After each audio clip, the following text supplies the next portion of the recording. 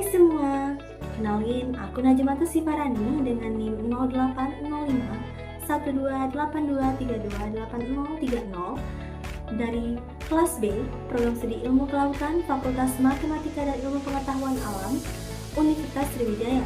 Nah, di video kali ini aku mau ngebahas tentang gelombang. Gelombang berdasarkan karakteristik, ukuran, dan partikelnya dibagi menjadi 4. Yang pertama ada ria atau gelombang kapiler, yang kedua ada gelombang angin, yang ketiga gelombang alun, yang keempat gelombang pasang surut. Nah, yang saya akan jelaskan kali ini adalah gelombang angin dan gelombang pasang surut. Oke, langsung saja yuk kita disimak penjelasannya. Gelombang angin dan gelombang pasang surut. Gelombang angin dan gelombang pasang surut adalah dua fenomena alam yang penting dalam memahami dinamika lautan. Gelombang angin terbentuk akibat tiupan angin di permukaan laut, sedangkan gelombang pasang surut disebabkan oleh daya tarik gravitasi bulan dan matahari. Definisi gelombang angin. Gelombang angin adalah gangguan atau perpindahan energi dalam bentuk getaran yang melambat di permukaan air laut akibat tiupan angin. Sifat gelombang angin yaitu selalu berubah, baik dalam hal tinggi, panjang, maupun arah perambatannya. Perbedaan gelombang angin dan gelombang pasang surut yaitu karena gelombang angin terbentuk dari gangguan luar, bukan gaya gravitasi. Karakteristik gelombang angin ada 3. Yang pertama, gelombang angin memiliki tinggi yang bervariasi, mulai dari beberapa sentimeter hingga beberapa meter pada cuaca yang ekstrim. Yang kedua, gelombang angin bergerak dalam arah yang horizontal, dipengaruhi oleh arah dan kecepatan angin. Yang ketiga, gelombang angin memiliki periode yang bervariasi, mulai dari beberapa detik hingga beberapa menit, tergantung pada kekuatan angin dan kondisi permukaan air laut. Ukuran dan penyebab gelombang angin. Gelombang angin dapat mencapai ketinggian yang sangat besar hingga puluhan meter. Ukuran gelombang dipengaruhi oleh kecepatan angin, durasi angin, dan jarak di mana angin bertiup tanpa halangan atau phase. Umumnya, panjang gelombang mencapai 130 meter dengan periode 0,2 sampai 9 detik.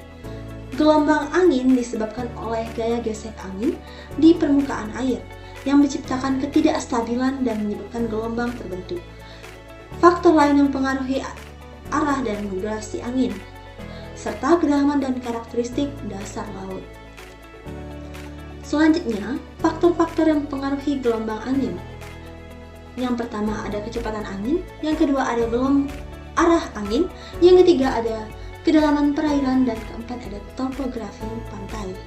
Pada kecepatan angin, terjadi semakin cepat kecepatan angin, semakin cepat pula tinggi, semakin besar pula tinggi dan panjang gelombang angin terbentuk. Pada arah angin mempengaruhi sifat dan karakteristik gelombang, seperti arah perambatannya dan sudut datang gelombang. Ketiga, kedalaman perairan. Kedalaman perairan mempengaruhi bentuk gelombang dan kecepatan perambatannya.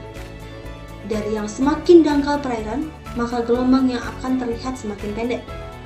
Pada topografi pantai, bentuk dan kondisi topografi pantai mempengaruhi gelombang karena pembelokan, refleksi, dan difraksi gelombang. Definisi gelombang pasang surut. Gelombang pasang surut adalah naik turunnya permukaan air laut secara berskala dan dapat diprediksi waktunya. Penyebabnya karena gaya gravitasi antara bumi, bulan, dan matahari yang mempengaruhi gerakan air laut.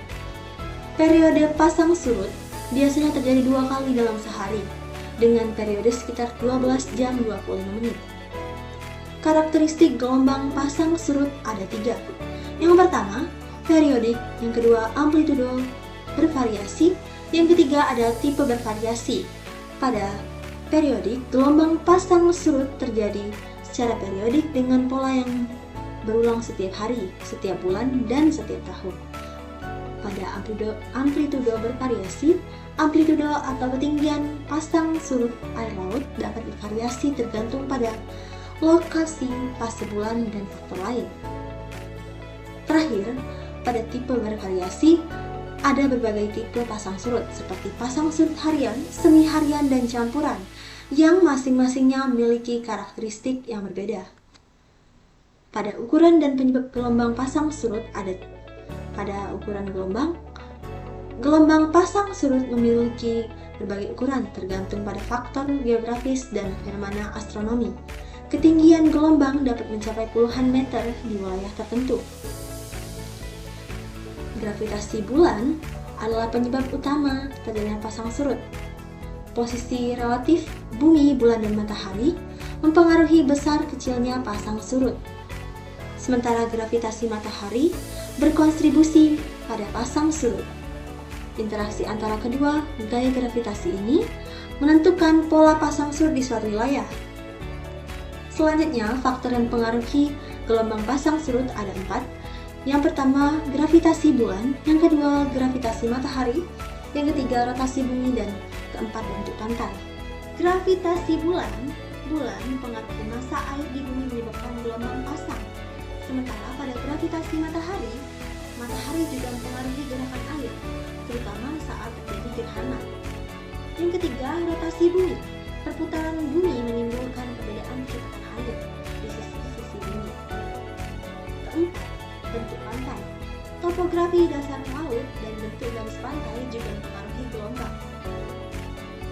Hal-hal tersebut terutama gravitasi benda-benda langit seperti bulan dan matahari adalah faktor yang mempengaruhi gelombang pasang surut. Rotasi bumi dan bentuk dasar laut serta garis pantai juga memainkan peran penting dalam menentukan pola pasang surut. Terakhir, aplikasi dan pemanfaatan gelombang angin dan gelombang pasang surut. Aplikasinya ada 4, yaitu pembangkit listrik tenaga angin. Yang kedua, navigasi transportasi laut. Yang ketiga, rekreasi dan olahraga pantai. Yang keempat, pengendalian abrasi pantai. Gelombang angin pada pembangkit listrik tenaga angin dapat dimanfaatkan untuk menggerakkan kincir angin dan menghasilkan listrik yang terbarukan dan ramah lingkungan. Navigasi transportasi laut terjadi pada gelombang angin dan gelombang pasang surut yang mempengaruhi rute dan kecepatan kapal sehingga harus diperhitungkan dalam navigasi laut. Sementara pada rekreasi dan olahraga pantai, gelombang angin dan pasang surut menciptakan kondisi yang ideal untuk beragam aktivitas rekreasi dan olahraga pantai seperti berselancar dan snorkeling. Pengendalian abrasi pantai, pemahaman tentang gelombang angin dan pasang surut membantu dalam merancang struktur pantai yang dapat mengurangi risiko abrasi dan erosi. Itu dia video dari saya. Terima kasih untuk semua yang telah menonton. Sampai jumpa di video saya berikutnya. Dah.